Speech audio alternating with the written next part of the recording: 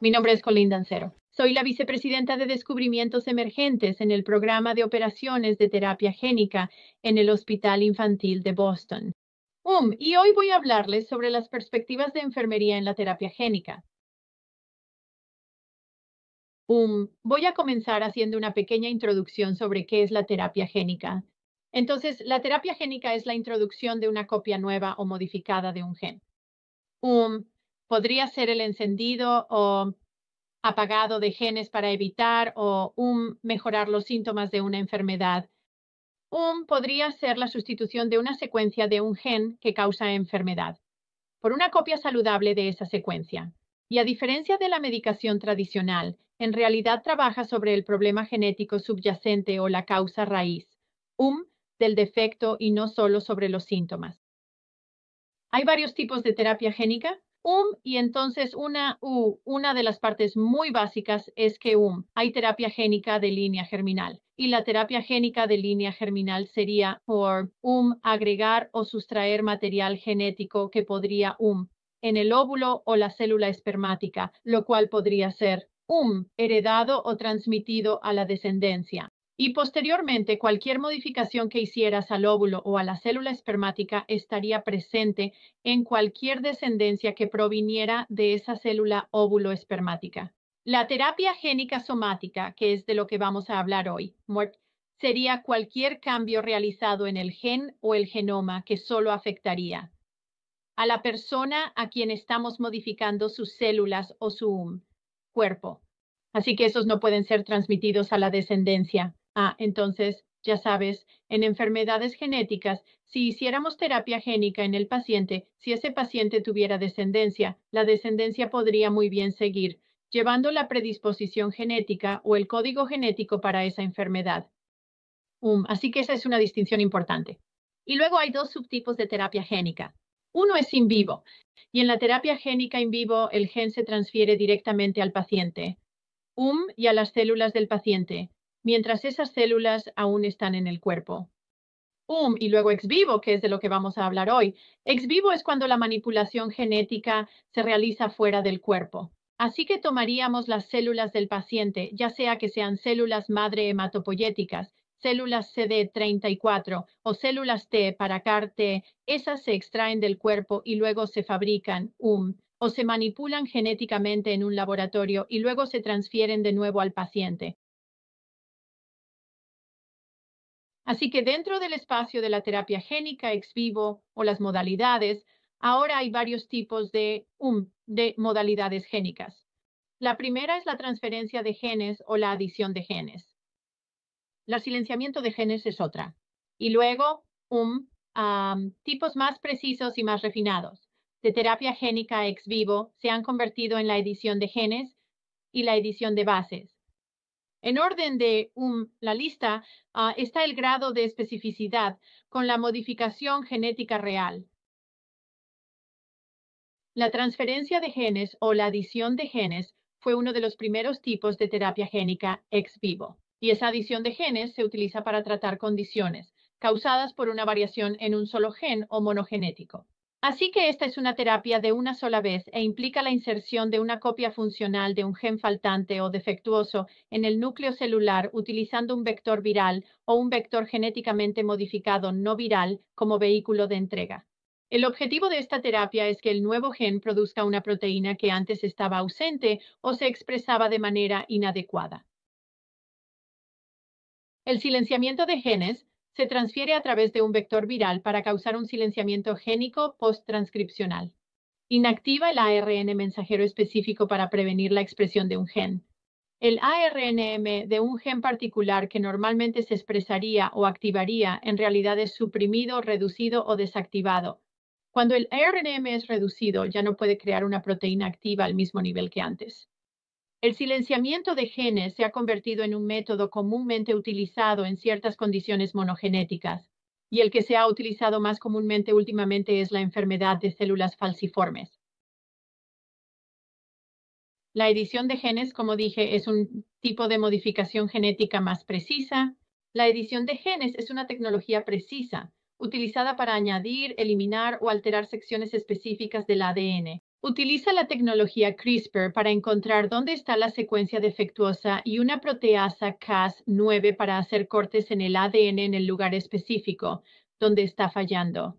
Después de cortar el ADN, la célula se reparará naturalmente a sí misma al interrumpir los elementos de secuenciación no deseados o al copiar y pegar las nuevas secuencias para corregir la secuencia defectuosa. La edición de genes puede llevar a un cambio genético permanente. Las células normalmente funcionarán de manera normal y revertirán el proceso de la enfermedad.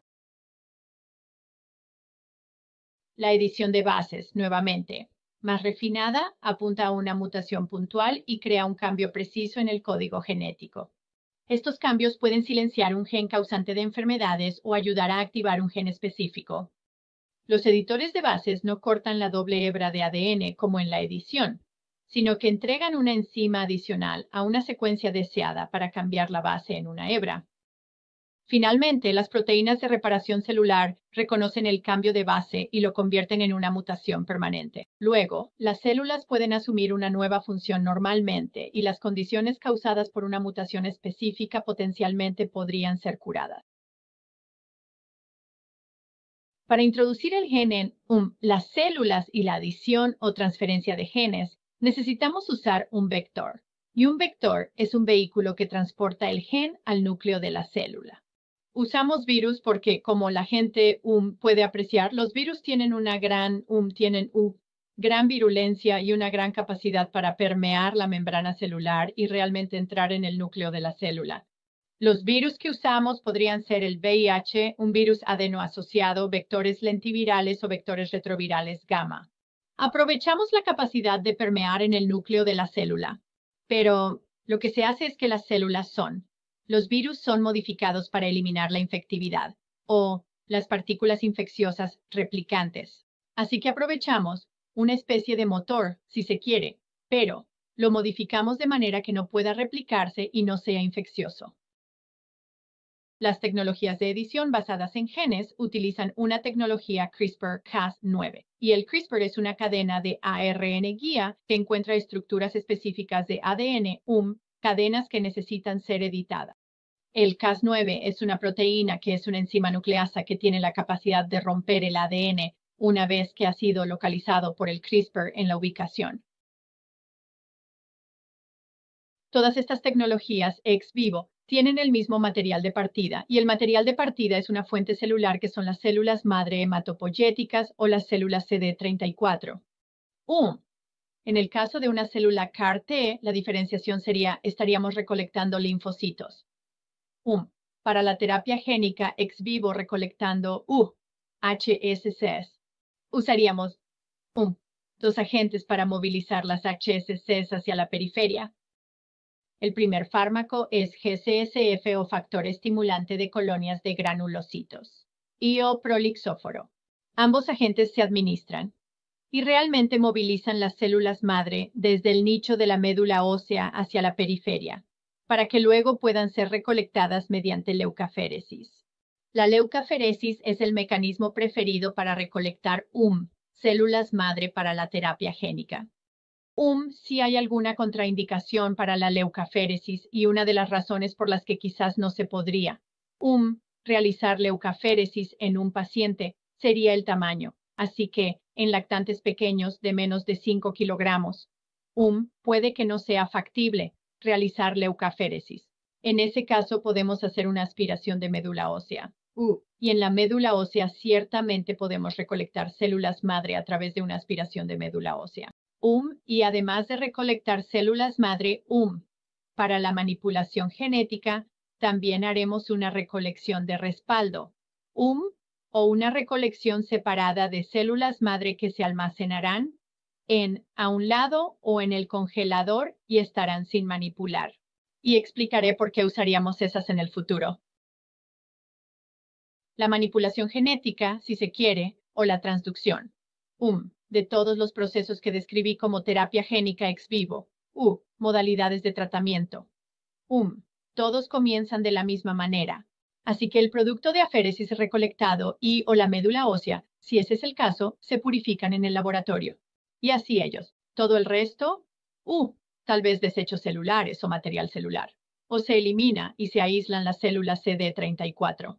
Esas células se colocan en un medio de cultivo celular con el vector o la tecnología de edición genética, dependiendo del tipo de modalidad que estés realizando. El medio es en realidad un fluido que tiene diferentes tipos de hormonas de crecimiento, glucosa, y otros active, otros materiales que mantendrán las células saludables y contentas. De hecho, el medio de cultivo se cambia a las 24 horas y luego se enjuaga y se reemplaza con más vector o tecnología de edición genética. Se añade más CRISPR-Cas9 en dedos a las 72 horas. Las células madre se retiran del cultivo y luego se prueban para verificar la presencia del vector o la edición genética que se realizó, así como el conteo de células de esterilidad, número de células.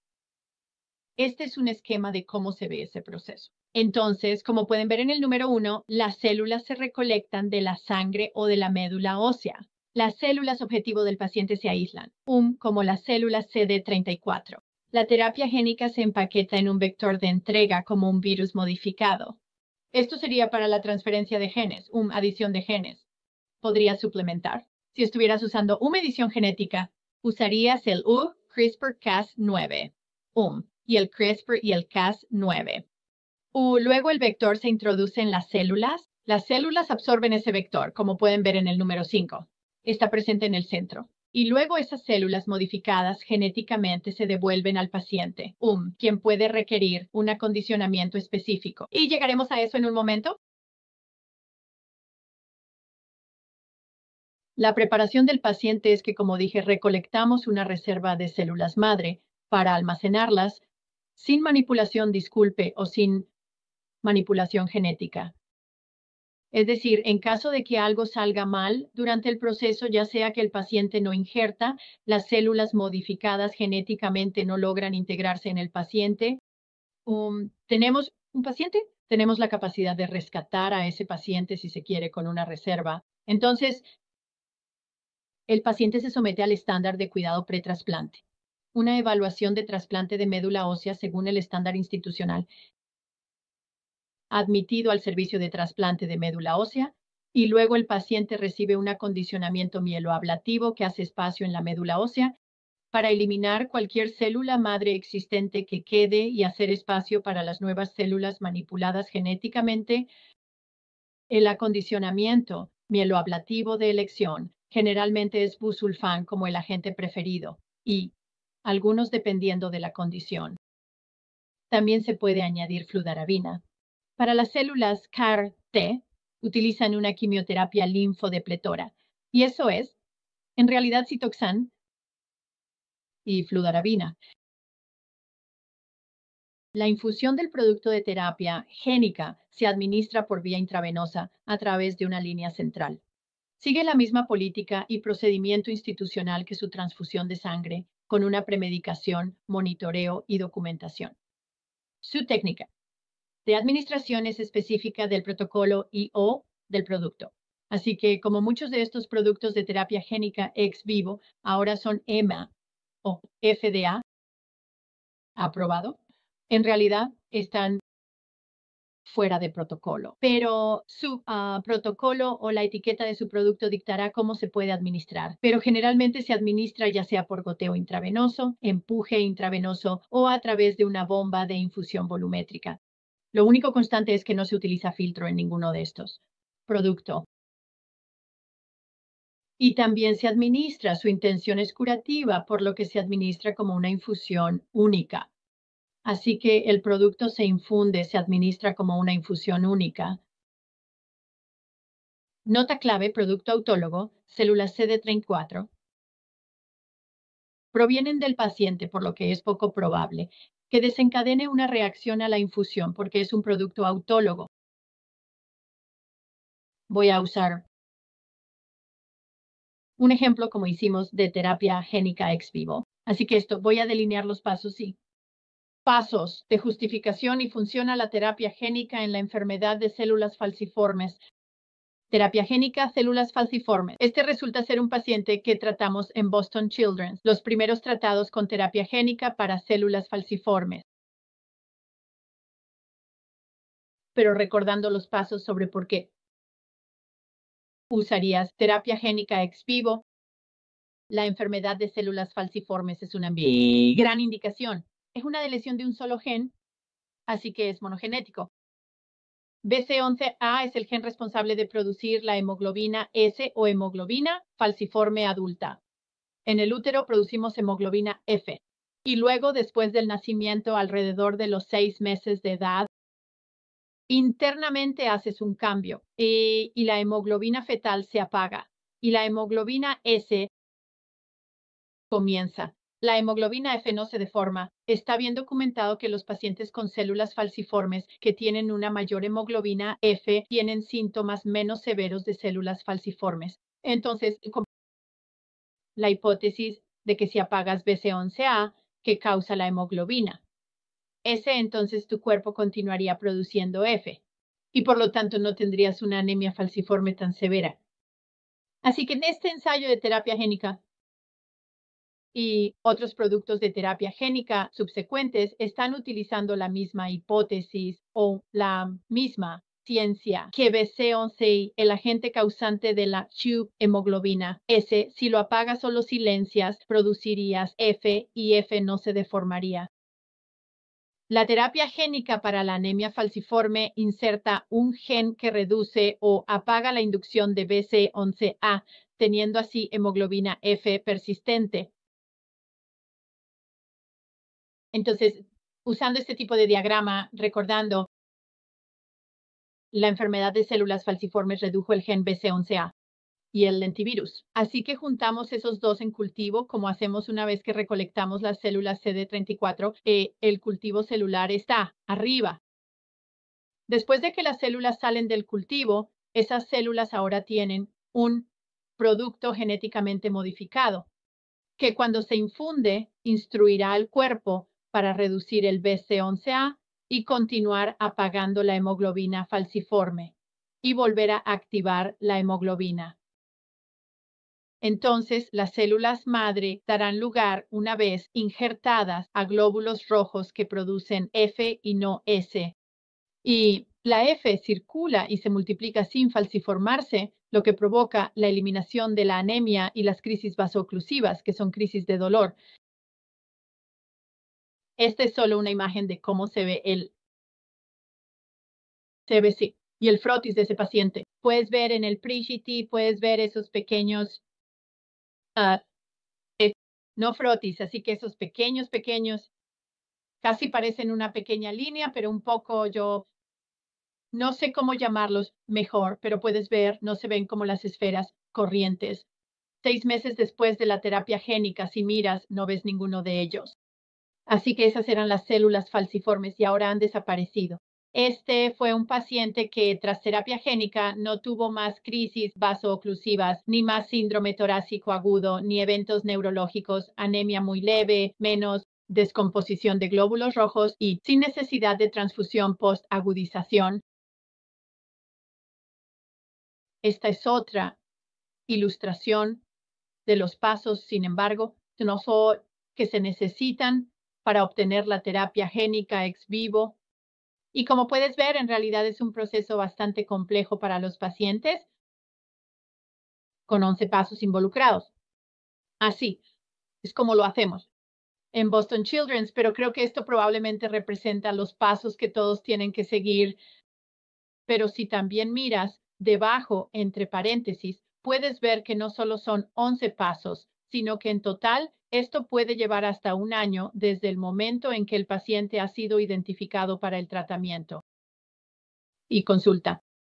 Todo el camino hasta tener las células madre recolectadas, enviarlas a una instalación de fabricación para que sean procesadas, lo cual puede tomar entre 4 a 6 meses.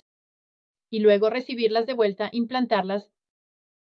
Y luego el seguimiento. Cabe señalar que el seguimiento en Estados Unidos para la terapia génica basada en células ex vivo, dictada por la Administración de Alimentos y Medicamentos, es que los pacientes necesitan ser monitoreados durante 15 años. Entonces, en una forma muy breve de decirlo, esto no es un proceso muy simple y requiere mucho compromiso, tanto del equipo de atención, como del paciente y la familia. Las implicaciones del cuidado de enfermería en torno a la terapia génica son, como se describió en la diapositiva anterior, que requiere mucho cuidado, coordinación para un proceso muy complejo, de múltiples pasos y un proceso muy multidisciplinario. Requiere que el personal de enfermería sea muy vigilante en el monitoreo y la observación de cualquier evento adverso. Es necesaria la documentación del acondicionamiento, la infusión del producto de terapia génica y el cuidado de apoyo. Y luego, en el caso de que estos aún estén en el mundo de la investigación o todavía se estén llevando a cabo, bajo protocolo. Ciertamente confiamos en nuestro personal de enfermería en el piso y en nuestros colegas de enfermería para colaborar con el equipo de investigación y asegurar el cumplimiento del protocolo. Todos los elementos del protocolo se han cumplido y toda la documentación sobre cualquier evento adverso o cualquier otro elemento del protocolo, como dije, se captura en el expediente médico. Entonces, monitoreo de resultados de terapia génica FDA exige que tengamos un periodo de 15 años para la terapia génica ex vivo, para evaluar la seguridad, los efectos a largo plazo y cualquier efecto tardío.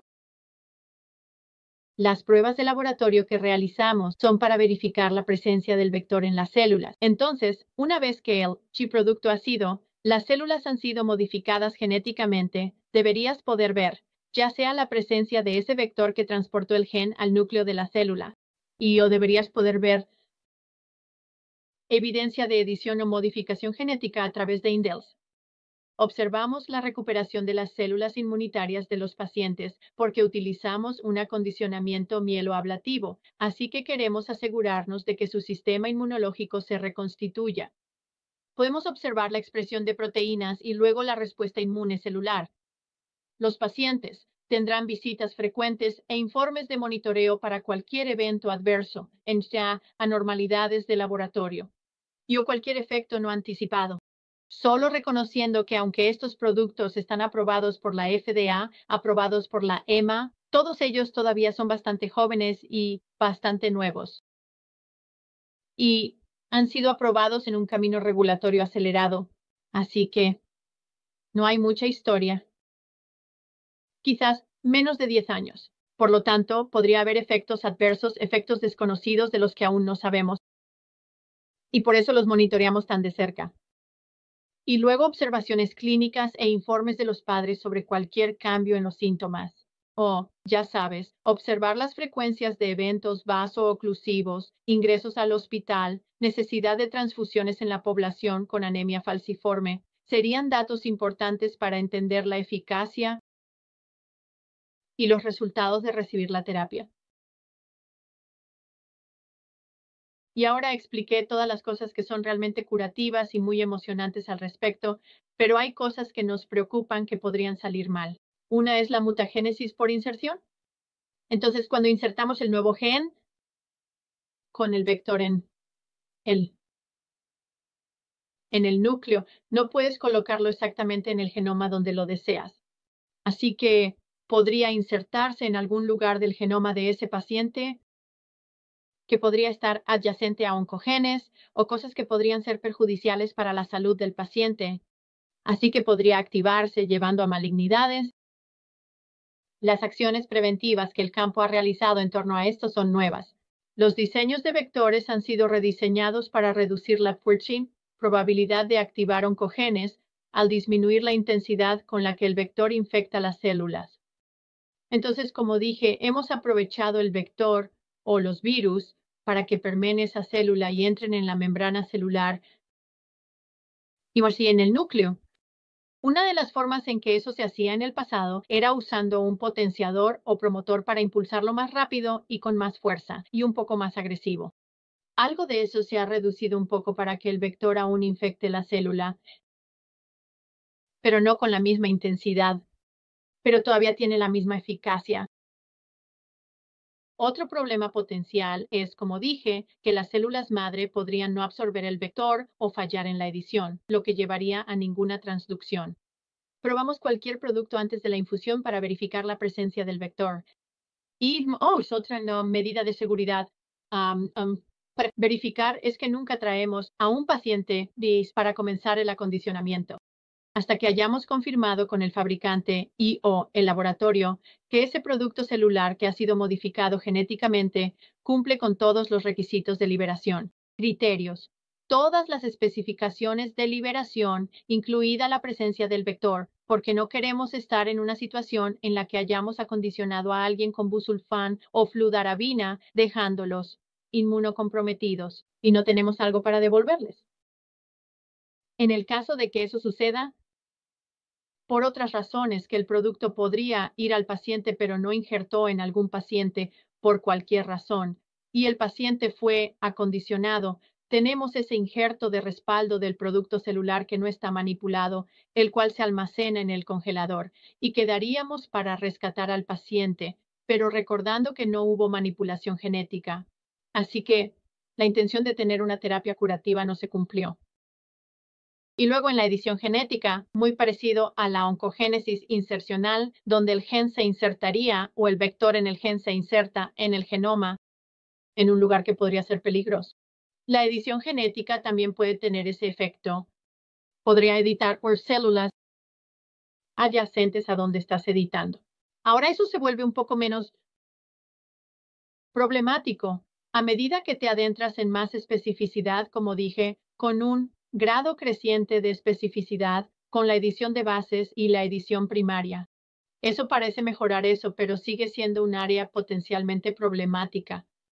Y esas células editadas se prueban antes de la infusión para asegurarse de que las células hayan sido editadas. Y luego se monitorean el sitio, examinando su ADN, para asegurarse de que no haya errores de edición. En el sitio adyacente, me detendré aquí. Tenemos una pregunta. ¿Es posible tratar a pacientes con mieloma múltiple usando inmunoterapia con células CAR-T después o antes de la recaída? No lo sé. Conozco la respuesta a eso. Puedo hablar sobre esto. En B-cell, recaída, B-cell, leucemia, que es donde hacemos CAR-T-cell en pediatría. Y para ser completamente honesto, en realidad soy una persona pediátrica, así que no vemos mucho. Milla atrás, milla. Mieloma en niños, pero diré que sé que sí hacen mieloma. Ciertamente tienen CAR T-cell para mieloma, pero creo que es para mieloma en recaída y no como terapia de primera línea.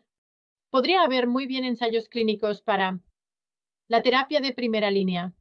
En nuestra BCLF en recaída, disculpen, para leucemia en recaída hacemos Kymriah para refractario o múltiples recaídas en la de células B. Muy bien, bueno, gracias a todos. Gracias por su tiempo. Gracias por su atención. Y que tengan un buen día y noche. Gracias.